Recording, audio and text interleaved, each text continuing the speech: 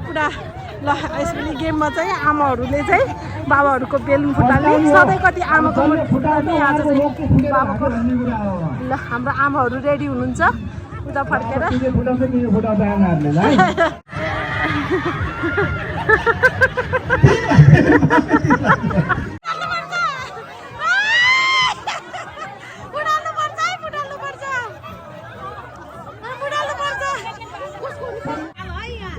अब अहिलेसम्म श्रीमतीको बेलुन धेरैचोटि फुटाइसक्नु भयो। अब श्रीमानको बेलुन फुटाउने दिन अनि थाप्नु चाहिँ सिधा उभिएर होइन घोप्टै परेर थाप्नुपर्छ बाले हो त्यसरी है घोप्टै परेर थाप्ने आमाहरू आएर गम्मै उफ्रिने माथि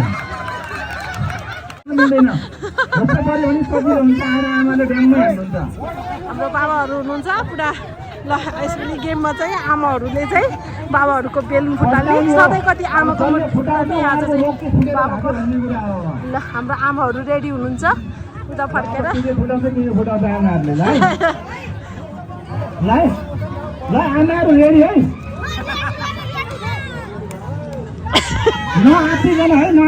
विश्वनाथ बाबा डराउनु भएको बाबा कस्तो लागेको छ हजुरलाई रमाइलो लाग्छ लाग्न लागेको छैन नि हजुरलाई रमाइलो कस्तो भएको छ बाबा रमाइलो लागेको छ नि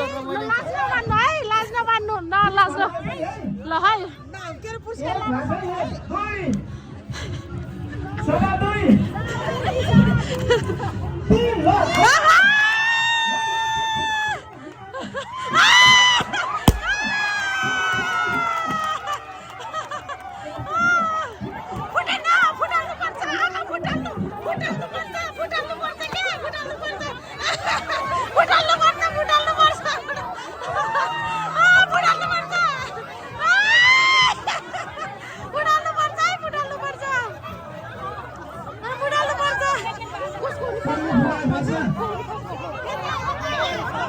बुवा आमाहरू हाम्रो दाइ दिदीहरू गेम खेल्नलाई निकै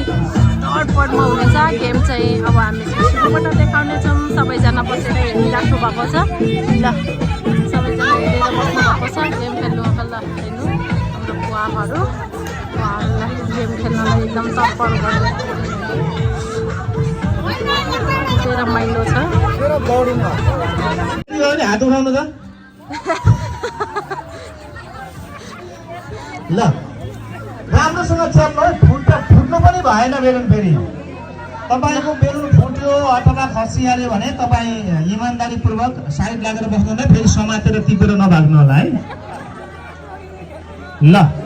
हाम्रा खेलाडी दाजुभाइ दिदीबहिनीहरू तयारी भइसक्नु भएको छ अब हामी सुरु गर्छौँ नम्बर 3 भन्ने बित्तिकै दौडिन सुरु गर्नु होला नखसालिकन दौडिनु होला त्यो रेखासम्म पुग्नु पर्यो है जो फर्स्ट पुग्यो उहाँले पुरस्कार चाहिँ पाउनु भयो ल सुरु गरौँ है 1 2 सवा 2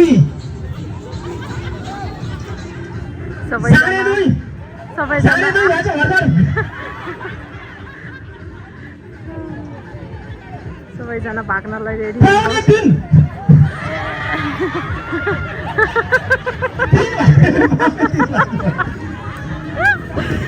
हतार भएर सबैजना गेम खेल्न पाएको छैन सबैजना हतार भएर ल अहिलेसम्म हाल्नै छिटो छिटो ल 3